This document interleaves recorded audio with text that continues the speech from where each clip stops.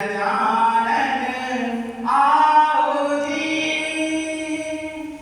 मेरी सभा में रंग बरसाओ जी। महाराज गजानन आओ जी, मेरी सभा में रंग बरसाओ जी।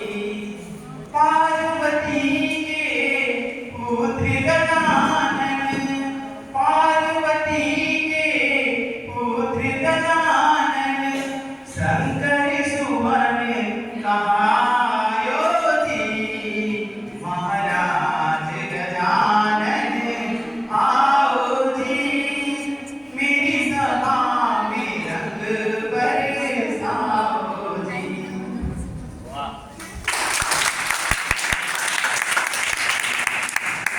आप सभी को सुप्रभात। इस महाविद्यालय के प्रांगण में उपस्थित मंच के मंचासीन कार्यक्रम के अध्यक्ष आदरणीय डॉक्टर अनिल कुमार सिंह जी एवं महाविद्यालय के कार्यवाहक प्राचार्य डॉक्टर राजेश कुमार जी, महाविद्यालय के अदृश्य रूप से जो यहाँ उपस्थित हैं हमारे महाविद्यालय के कर्ता धर्ता संजय कुमार सिंह जी का मैं सर्वहृदय की गहराइयों से उनका स्वागत करता हूं और आप सभी का भी मैं स्वागत करता हूं। साथ ही साथ हमारे महाविद्यालय के समस्त प्राध्यापक बंधुओं और साथ ही साथ अन्य कर्मचारियों का भी मैं तहे दिल से स्वागत करता हूं। इस पावन मेला में दूर दूर से आए हुए नव प्रवेशी डीएलएड और बीएड के छात्र अध्यापक और छात्र अध्यापिकाओं का मैं स्वागत करता हूं और हार्दिक अभिनंदन करता हूं।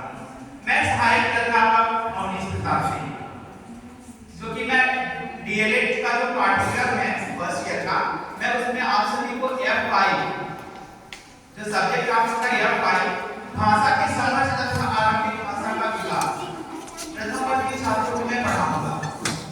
और जैसा कि आप सभी लोगों को विदित है कि आज संविधान दिवस हम इस महाविद्यालय में एक साथ मिलकर एकजुट होकर संविधान दिवस को मना रहे हैं। और आप सभी छात्र छात्राओं ने और सभी हमारे गुरुजनों ने, शिक्षकों ने संविधान दिवस के बारे में काफी हद तक बहुत कुछ बातों को बोल दिया है। तो आज हमारे विद्यालय में इस संविधान दिवस के मौके पर मैं आप लोगों के सामने दो शब्द बोलना चाहूंगा, जो कि डॉक्टर भीमराव अम्बेडकर यानी कि बाबा साहेब ने अपनी जो संविधान की रचना की थी, सबने बता ही दिया कि 2 वर्ष 11 माह 18 दिन संविधान बनाने में जो समय लगा था। उस संविधान में उन्होंने अनुसूचित जाति, अनुसूचित जनजाति, अन्य पिछड़ा वर्ग, इस तरह के जो पिछड़े जाति के लोग थे उनके लिए उन्होंने शिक्षा का काफी हद तक प्रावधान दिया था। उन्होंने शिक्षा के बारे में उन लोगों को बहुत सारी बातों से रूबरू कराया अपने संविधान के माध्यम से। कि उनका एक कथन था कि आप अपने व्यवसाय को करें, उन्होंने कहा था कि व्यवसाय को करें लेकिन व्यवसाय को शिक्षा से जोड़ें। व्यवसाय करते हुए आप सभी शिक्षित हो, क्योंकि शिक्षा आपका एक देखा जाए तो अमूल्य हथियार है। और किसी छात्र ने भी कहा है कि सब चीजों में बंटवारा हो सकता है लेकिन शिक्षा में बंटवारा नहीं हो सकता है। उन्होंने कहा कि शिक्षा आपको अपने व्यवसाय के साथ साथ शिक्षा को आगे बढ़ाएं, क्योंकि उस व्यवसाय को आप नवीनीकरण नए तरीके से उस व्यवसाय को शिक्षा के माध्यम से पूर्ण कर सकते हैं। क्योंकि एक अशिक्षित व्यक्ति अपने व्यवसाय में कभी भी नवीनीकरण नहीं ला सकता। और यदि आप शिक्षित होते हैं तो आप अपने आप को नहीं, आप अपने परिवार को नहीं, अपने गांव को, अपने समाज को, अपने राष्ट्र को भी शिक्षित करते हैं। और धीरे धीरे शिक्षा का जो उजाला, जो प्रकाश है, ये पूरे विश्व में परचम अपना लहराएगा।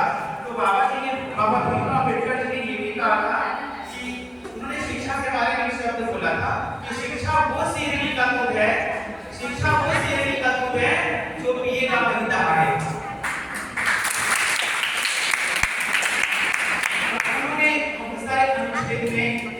अल्पसंख्यकों को या राज्य के औहदे भी कर्तव्यों की बात कही थी। जैसे उन्होंने अनुच्छेद 46 में कहा था कि राज्य के कर्तव्य के बारे में उन्होंने अनुच्छेद 46 में बताया कि राज्य के क्या-क्या कर्तव्य होने चाहिए।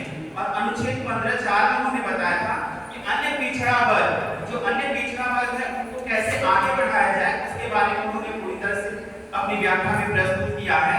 और अनुच्छेद 29 में अल्पसंख्यकों के हितों के संरक्षण की बात कही थी। अल्पसंख्यकों के हितों के बात कही गई